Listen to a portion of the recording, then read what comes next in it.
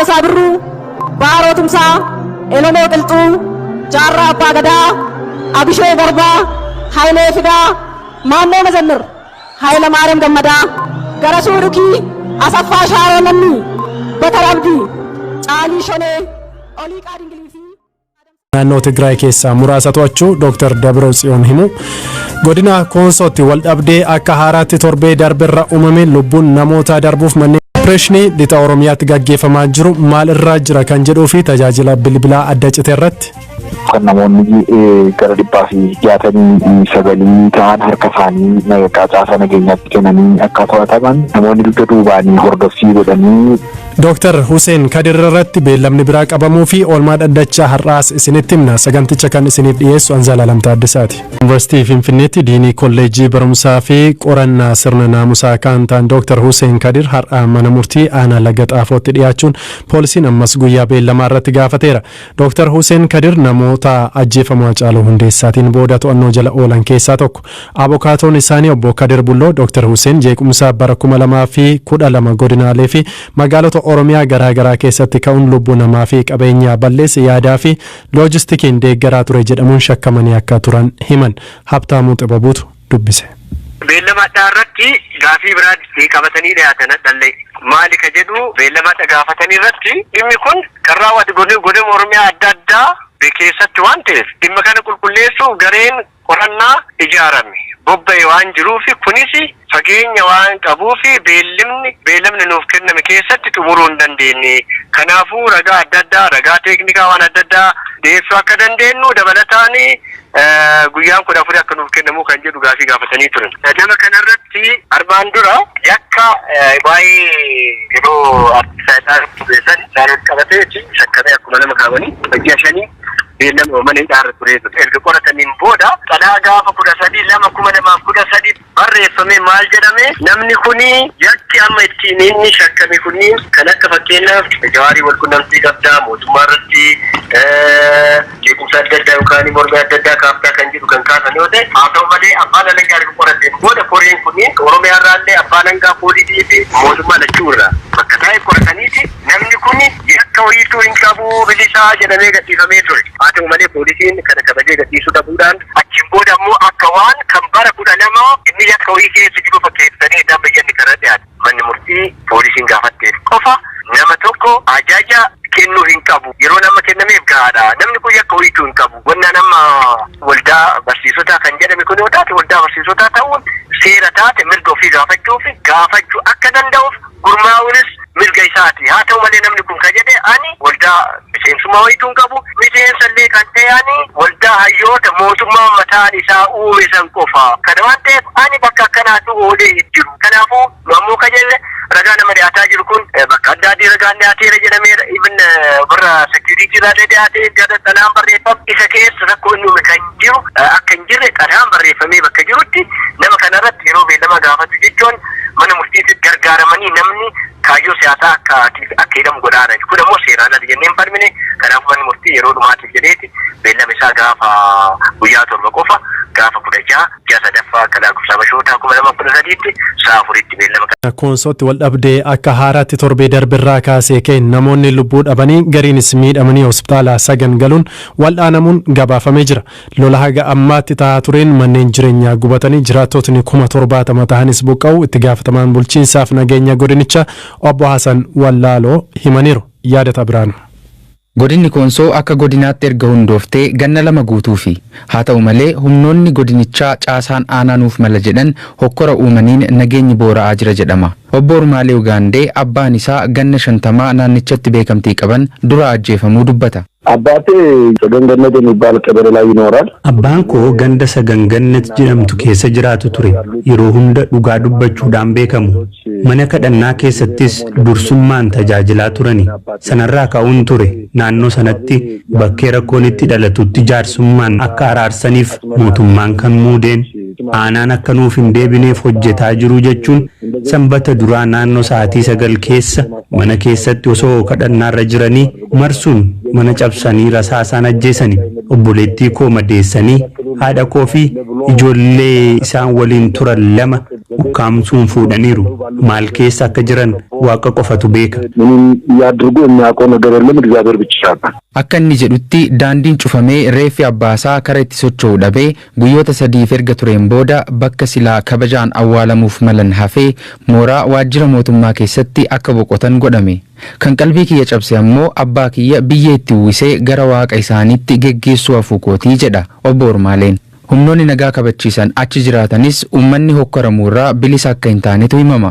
Hooggantoonni fi hojjettoonni waajjiraalee mootummaallee mana keenyatti karaa itti galu dhabnee jirraa jedhu. Bulchaan aanaa naannoo Sagan obbo Katamaa Gallaboo haala jiru akkasitti ibsu. ግጭቱ አሁን ሁለተኛ ዓመት ሊጨርስ የተወሰኑ ወራት ነው ቀሩት lolli naannoo kanatti uumamu erga eegalee waggoota 2 ta'uuf deema kamisa darbirraa kaasee magaalaa Sagan naannoo isaatti lola akka haaraatti eegaleen ammoo miidhaa cimaatu ga'aa jira godinni Koonsoo erga hundaa'ee waggaa 2 guutee jira hojjettoonni waajjiraalee mootummaa aanaa Sagan keessa jiran hunduu biiroo keessa jiran biiroorraa xiqqoomallee fagaannee deemuu hin dandeenyu wanti jiru haala sodaachisuudha firaashiin halkan irra ciisuu ganama yoo ka'u teessuma koo duuba kaa'een tajaajilamtoota keessummeessuu eegala wanta akkasii addunyaa irratti mul'atee hin beeku. Obbo Berishaa Olataa itti aanaa hoogganaa bulchiinsa intarpiraayizii fi industirii godina Koonsoo yoo ta'an hordoffii hojii fi maluun ogeessotaa fi hojjettoota waliin bakka mari'achaa jiranitti walitti bu'iinsi eegalee karaa itti ba'an isaan dhabsiisee namoota hedduu waliin bakka tokkotti ukkaanfamnee jirraa jedhu. Ani jireenyi koo Koonsoodhaan gara Saganitti hojiidhaaf wayitan dhufetti daandiin cuccufamee karaa itti baanu dhabnee namoonni 400 ol bakka tokkotti uguramnee jirra. Kaleessa ba'uudhaaf yaalee jennaan konkolaataan raayyaa ittisa biyyaa rukutamee garagalee loltuun tokkos ajjeefameera jennaan dhiisne. Hooggantoota godinaarraa dhufan 4 dabalatee humni addaa namoota kanneeniif eegumsa taasisaa jiraatus ammallee aleellaan irratti taasifamaa jira. Humni ibsaa saddaan citee tajaajilli telekoomiis miidhaan irra ga'ee jira. BBC Afaan Oromooti kan caqasaa jirtan gidduutti oduuwwan gaggabaaboon sinitti hima. Jeneraalota olaanoo fi aangawoota waraanaa Itiyoophiyaa biyya ganuun shakkaman 70 irratti ajajni hidhaa irratti ba'uun dhaga'ame. Hooggantootni waraanaa kunneen nageenya biyyaa balaaf saaxiluu fi yakka heera mootummaa humnaan deeguu keessatti hirmaachuun shakkamu isaaniitiin to'annoo jala akka oolaniif ajajni irratti ba'u poolisiin federaalaa beeksise. Eertiraa ministeera haajaa alaa fi gorsaa pirezidaantii of keessaa qabu Kaayirooti ministeera haajaa alaa Masrii waliin mari'achuu dubbii himaan mootummaa Eertiraa Yemaane Gabraab himan. Jilli kun hidhaa guddicha Itiyoophiyaa dabalatee dhimmoota naannoo fi walitti dhufeenya biyyoota lameen irratti mari'atee jedhan. Jedhufurraa kaasuun eegaluuf zooniin daldala bilisaa kun yeroo karoorfametti guutummaatti eegaluu baatus ummata biiliyoona 1 ol walitti fiduun qarshii doolaara tiriliyoona 3 ta'u Afrikaa ay gadhiisee hordofee poolisiin Keeniyaa aangawoota wal'aansaa 3 himannaa hannaa fi gurgurtaa ijoolleetiin hidhe. BBC Afrikaa ay kiliinikoonni fi hospitaalota mootummaa keessa ijoollee hatanii akka gurguran saaxile. Raayyaan ittisa biyyaa miseensonni humna addaa Tigray to'atamus bakkeewwan kanneen itti lola taasifamee meeshaawwan hedduu to'atame gara Maqalee qajeelaa akka jiru ibseera. Mootummaan federaalaa fi humnoota addaa naannoo Tigray gidduu lolli erga eegalee naannoo Tigray keessa tajaajilli telekoomii waan addaan citeef odeeffannoo bal'inaan argachuun rakkisaa ta'eera. Har'a pirezidaantiin naannoo Tigray Dr. Dabratsiyoon Gabramikaa'el raayyaan ittisaa Shiree fi raayyaa to'achuu isaanii miidiyaatti ibsa kennan. Asilee galgala. Guyyaan sadeen ministeerri muummee Abiy Ahmed TPLF akka kennat qabatee haleedhum ardha magaalota Shireetiif Aksum akka loltoon mootummaatiin to'atamee ibsi bahe. Dubbitan kan mirkaneessee bulchaan naannoo Tigraay Dr. Dabratsiyoon Gabramikaa'el kanamu jilbeeffannuu jedhee kakatee arkennachuu dide milkaa'inni isaanii kun kan yerootii jedhee dubbata. Zorar Haili Tumalukazaan ከተማ ሽረ ተገብረት ገጠመን ወግን lola kaleessa magaalaa Shiree keessatti taasifameen humni keenya diina yoo haleelu raayyaan ittisaa magaalattii haleelaa ture humna weeraraa kanarraa wanti addaa eegnu hin jiru duras kan dhufan nu jilbeeffachiisuu fi magaalaa Shireetti namoonni nagaan ajjeefamanii jiru kanaafuu injifannoo amma argachaa jiran hubannee walii galatti injifachuutti geeddaruu qabna. Mootummaan Itoophiyaa raayyaan ittisaa Maqaleetti qajeelaa akka jiru ibsa. Tanaan wal qabatee mootummaan naannichaa jiraattota isaanii xiqqaa guddaan akka ijatanii magaalota isaanii waraana irraa ittisan gaafate. Dabratsiyoon magaal Shireetii haleellaa qilleensa raawwateen namoonni nagaa miidhamuun dubbatee waraanni kun uummata Tigraay irraa raawwatee jedhe. ብዙሕ መስዋዕትነት ተኸፈለ እንትን ዋላቱ weerara kanaan uummanni keenya hedduun buqqa'aa jira. Nagaan jiraachuu miti guyyaa tokkollee turuu waan hin dandeenyeef baqachaa jira. Kunis dhiibbaa biraa nurratti uumaa jira. Garuu kun waraana waan ta'eef rakkoo hedduu keessa darbuu qabna. ንስገሚና ንሽገሪና Qondaaltoti mootummaa federaalaa garuu opereeshinii kun uummata osoo hin taane qondaaltota TPLF fi to'annoo seera jalgalchuuf akka ta'e irra deebiin ibse. Odeeffannoo mootummaa irraa argama agarsiisutti TPLF riqichoota afur kan magaalaa Maqalee dhiyaatu jis. TPLF ammoo himacha kallee hin fudhan. Hoogganaan Tigray kan yeroo kadhiyootan muudame Dr. Muluu Nagaa mootummaa federaalaa duul seer kabachiisee xumuree naannichi bulchuuf kallattiin iftaa'ee kaa'amee jira jedhe. ግልጽ የሆነ ሮድማፕ ቻፕተር አዘጋጅቷል። roodmaappiin ifa ta'ee qophaa'ee jira. Yeroo dhiyoottis akka chaartariitti kan mirkanaa'u ta'a. Itti aansees warreen harka kennaniif leenjii kennuu fi uummata keenya mariisisuuf wantoonni qophaa'aa jiran ni jiru. Sana boodas naannichi bilisa yoo ta'u namoota akkamiitu bulcha kan jedhu irrattis hojiin gadi fageenyaan hojjetamee jira. Uummata waliin mari'annee kaabinee hundeessuuf qophii xumurree jirra. Kan dursa kenninee irratti hojjennu garuu nageenyaaf tasgabbii fiduu yoo ta'u itti aansees ammoo uummata miidhaan irra ga'e bayyaannachiisuu ta'a. Raafoo Xoqoon bosonatti hafuun naannicha keessa socho'an 142 ta'an irratti tarkaanfii fudhachuu hime. Komishinarri Komishinii Poolisii Oromiyaa Araarsaa Mardaasaa hidhattoota 142 ta'an opereeshinii tibbana gaggeeffamuun ajjeefamuu himan. 68 kan ta'an ammoo to'annoo jala oolaniiru kan jedhan Komishinar Araarsaan 64 kan ta'an uummata keessa bittinsamuun qabamaniiru jedhan. Haala opereeshiniin lixa Oromiyaa fi tajaajila bilbilaa adda cituu irratti itti gaafatamaa biiroo dhimmoota kominikeeshinii Oromiyaa obbo Geetaachoo Baalchaa dubbiseera. Torban lamaan sadan kana keessa biyya kana keessa jechuun ni danda'ama. Lammiilee nagaa isaanii nagaadhaan jiraachaa jiran irratti gochaan suukkanneessaa jechaan saabummaa giddu galeessa godhate raawwatame. Uummata naannoo keenyaas mootummaa naannichaas baay'ee kan naasisee fi baay'ee kan laphee namaa cabsu ture. Kanaaf kana hambisuudhaaf immoo humni kamiyyuu hidhatee naannoo kana keessa socho'ee kaayyoo siyaasaa kamuu galmaan ga'uu hin danda'u. Kanaafuu olaantummaan seeraa mirkanaa'uu qaba. Humna hidhatteetan biyya kana keessatti aangoo qabadha jedhus yoo jiraate karaan kun cufaa ta'uu qaba. Karaa jedhuun tarkaanfiin olaantummaa seeraa mirkaneessuu poolisii Oromiyaatii fi humna addaa Oromiyaatiin fi milishaa naannoo keenyaatiin tarkaanfiin fudhatamaa jiru baay'ee itti fufeeti kan inni jiru jechuudha. Kan namoonni gara 169 ta'an harka isaanii caasaa nageenyaatti kennanii akka to'ataman namoonni dugda duubaanii hordoffii godhanii gocha badii kana deeggaraa jiranii fi maallaqaanis loojistikiidhaanis haala mijeessaa namoonni jiran gara namoonni 1,300 ol ta'an immoo to'annaa seeraa jala ooluu isaaniiti kan ani odeeffannoo qabu. Caasaan nageenyaas ta'e aanaa addootti diigameeru ni jira kan mootummaan lixas ta'e kibba Oromiyaatti. Bifa diigaatiin wanti diigamu hin jiru akka inni burjaaja'u gochuudhaaf garuu caasaara gandaarratti bakkeen itti tarkaanfiin isaan fudhataman jira bakkee wajjirri gandaa guban jira gochaan akka kanaa gocha dhokatanii galanii tarkaanfii fudhatamuun ta'u malee iddoo qabatanii taa'anii ganda tokko qabatanii yookaan aanaa tokko qabatanii bakkee murtaa'e qabatanii taa'anii gocha raawwatamu. Kominikeeshinii yookaan tajaajilli bilbilaa fi intarneetii lixarraa adda citee jira dhimma kan akkamitti beektu sinni deebi'a moo haaluma kanaan itti fufa tarii dhimma kanaaf akka ooluufidha. Nama ammaatti odeeffannoo isaa bilbilli gargar cituu humni teeleen warri dhimmi isaa laallatus sababa kanaaf kan jedhutu akka hin taane odeeffannoon hin qabu cituusaa odeeffannoon jira kan citeef garuu sababa opereeshiniitiif karaa jedhuun wanti ifatti ibsame hin jiru bakkee garaagaraa irra jira ammalliituma keessaa bakki inni jiru jira bakki inni hin jirre jira yeroo hundumaa garuu nageenya mirkaneessuudhaaf utuu ifatti ta'e nageenya kolleejjii barumsaa fi qorannaa sirna naamusaa kan ta'an Dr. Hussein Kadir har'a mana murtii aanaa laga xaafootti dhiyaachuun poolisiin ammas guyyaa beellamaa irratti gaafateera. Dr. Hussein Kadir namoota ajjeefamuu Hacaaluu Hundeessaatiin booda to'annoo jala oolan keessaa tokko.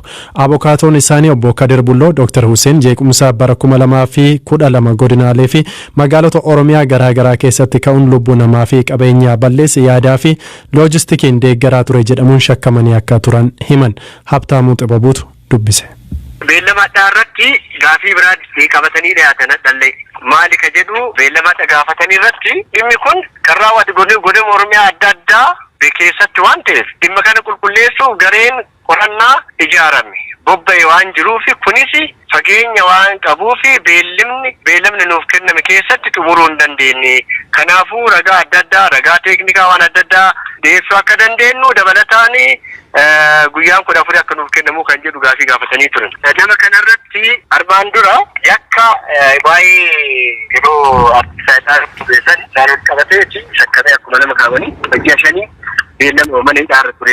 Erga qorataniin booda xalaa gaafa 13/2013 barreeffame maal jedhame namni kuni yakki amma ittiin inni shakkame kuni kan akka fakkeenyaaf jawaarii wal qunnamtii qabdaa mootummaa irratti jeequmsa adda addaa yookaan mormii adda addaa kaaftaa kan jedhu kan kaasan yoo ta'e haa ta'u malee abbaan alangaa erga qorateen booda koreen kuni Oromiyaa irraallee abbaan alangaa poolisii fi mootummaa lachuu irraa bakka taa'ee qorataniiti namni kuni yakka wayiituu hin qabu bilisaa jedhamee gadhiifamee ture. Haa ta'u malee poolisiin kana kabajee gadhiisuu dhabuudhaan achiin booda ammoo akka waan kan bara 12 inni yakka wayii keessa jiru fakkeessanii iddaan bayyanni karaa dhiyaate. Manni murtii poolisiin gaafatteef qofa nama tokko ajaja kennuu hin qabu. Yeroo nama kennameef gahaadha. Namni kun yakka wayiituu hin qabu. Wanna nama waldaa barsiisotaa kan jedhame kun yoo taate waldaa barsiisotaa ta'uun seera taate mirga ofii gaafachuu akka danda'uuf gurmaa'uunis mirga isaati. Haa ta'u malee namni kun kan jedhe ani waldaa miseensummaa wayiituu hin qabu. Miseensallee kan ta'e ani waldaa hayyoota mootummaa mataan isaa uume san qofa.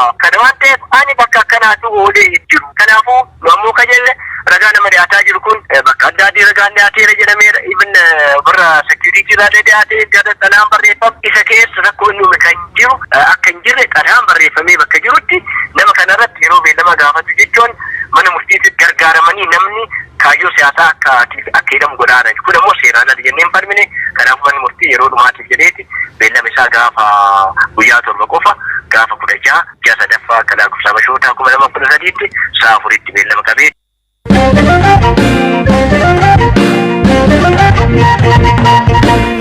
Kan ittaanutiin godina Koonsootti wal dhabdee akka haaraatti torbee darbirraa kaasee ka'een namoonni lubbuu dhabanii gariinis miidhamanii hospitaala sagan galuun wal'aanamuun gabaafamee jira. Lola haga ammaatti ta'aa tureen manneen jireenyaa gubatanii jiraattotni 70,000 ta'anis buqqa'u itti gaafatamaan bulchiinsaaf nageenya godinichaa obbo Hasan Wallaaloo himaniiru. Yaadata Biraanu.